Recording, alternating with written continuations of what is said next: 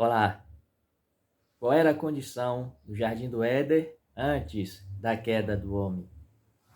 Era de fato um lugar de paz, tranquilidade, harmonia, segurança, perfeição? Porque esse é o conceito que temos de paraíso. Quando mencionamos a palavra Jardim do Éden, a nossa criação imaginativa traz logo esses conceitos. E imaginamos assim, ou que assim era o Jardim do Éden. Mas vamos analisar aqui as escrituras e juntos tiremos nossas conclusões acerca do que de fato ocorria no Jardim do Éden. Ok? Antes de tudo, é necessário dizer que dentro do princípio criativo da Terra, do planeta Terra e tudo que compõe ele, inclusive o ser humano, foi tudo muito bonito e perfeito. Assim era. Belo, bonito e perfeito. E bom. De fato era. Mas a convivência de Adão naquele ambiente parece que não era assim de tranquilidade. Vamos observar? Me acompanhe. Gênesis capítulo 2, versículo 7 diz assim: E formou o Senhor Deus o homem do pó da terra, e soprou em suas narinas o fôlego de vida, e o homem foi feito alma vivente. Criação do homem. Versículo 8: E plantou o Senhor Deus um jardim no Éden, do lado oriental, e pôs ali o homem que tinha formado. Versículo 9: E o Senhor Deus fez brotar da terra toda a árvore agradável à vista e boa para a comida, e a árvore da vida no meio do jardim, e também a árvore do conhecimento do bem e do mal. Preste atenção. Versículo 15. E tomou o Senhor Deus o homem e o pôs no jardim do Éden para o lavrar e o guardar. Observe. Dois requisitos foi dado a Adão ao ser colocado no jardim do Éden. Primeiro, lavar a terra, ou seja, trabalhar, cuidar. Cuidar da lavoura, cuidar dos animais, cuidar de tudo que era necessário.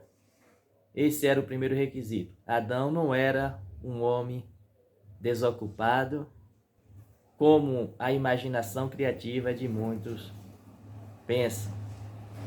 Às vezes pensamos que o Jardim do Éden era aquele local onde Adão deitava ao lado de um córrego refrescante, enquanto observava sua bela mulher catando flores, frutos com a cestinha.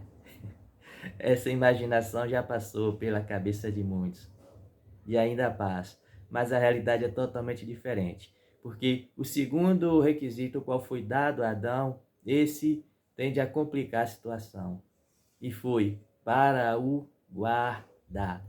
Adão, além de qual ser colocado ali no jardim para lavar, ele também tinha a função de guardar, ou seja, proteger. A ideia aqui é proteger, mas proteger o quê? Se havia paz, havia tranquilidade no jardim do Éden, ok? Era para ser assim, mas aqui está, proteger. De quê? De quem? Contra quem? E por quê? Perguntas que devem serem feitas ao texto, para que não ficarmos numa leitura rasa. Vamos compreender. De fato, havia a necessidade de proteger e guardar aquele local. Sendo assim, a vida de Adão não era uma vida de tranquilidade, facilidade, delícias e paz. Existia uma jornada árdua de trabalho e de guerra. Mas guerra contra quem? Guerra contra Satanás e seus anjos. A Bíblia mostra que o diabo, ele se rebelou na atmosfera celeste. A Bíblia nos mostra que houve uma rebelião na atmosfera celeste. Lá, em plena presença do Altíssimo, houve uma rebelião, houve confronto houve enganação. O diabo conseguiu corromper e enganar a terça parte dos anjos. E por consequência ele foi lançado à terra, habitação do homem. Se ele conseguiu perturbar a ordem de paz dos céus, não seria muito que ele iria voltar-se para atacar a criação que ainda se encontrava em estado puro, limpo e perfeito em sua consciência. Daí vem o guardar o jardim. Adão precisava guardar-se a si mesmo, guardar sua mulher, guardar aquelas árvores que estavam no meio do jardim. Então, Adão vivia em confronto direto. Observe Apocalipse, capítulo 12, versículo 9, que diz: E foi precipitado o grande dragão, a antiga serpente, chamada o diabo e Satanás, que engana todo mundo. Ele foi precipitado na terra, e os seus anjos foram lançados com ele. Viu? Em todo o livro do Apocalipse, quando menciona Satanás, ele dá a referência da antiga serpente, mostrando que a presença do diabo lá no Jardim do Éden era constante. No livro de profeta Ezequiel, capítulo 28, declara que ele andava no jardim de Deus, no jardim do Éden. Aqui está a perturbação da ordem daquele local. Perturbou nos céus, estava perturbando também aqui na terra, mas especificamente onde tinha a raça adâmica. Apocalipse capítulo 20. E vi descer do céu um anjo que tinha a chave do abismo e uma grande cadeia na sua mão. Ele prendeu o dragão. Quem era o dragão? A antiga serpente, que é o diabo e Satanás, e amarrou por 1000 anos. Mais uma vez dando referência que aquela serpente que estava lá no Jardim do Éden, tentando Eva, era o próprio Satanás, o diabo. Veja como o Éden tinha uma perturbação, existia uma guerra naquele local. E lançou-o no abismo, e ali o encerrou e pôs selo sobre ele, para que mais não engane as nações. Preste atenção nisso, para que mais não engane as nações, até que os 1000 anos se acabem.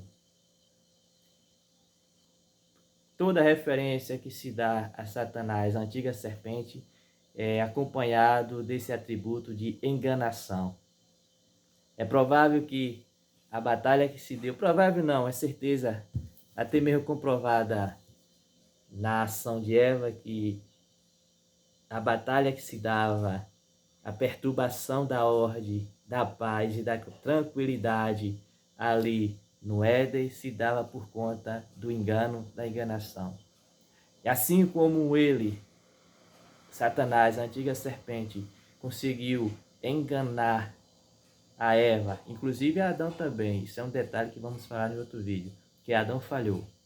Conseguiu enganar a Eva através da serpente. É provável que ele já tinha tentado de várias outras formas enganar e burlar a vigilância de Adão naquele local. Daí a Bíblia relatar de que Eva foi enganada pela serpente e atribuir essa qualificação ao diabo do engano, enganar as nações, enganar as pessoas.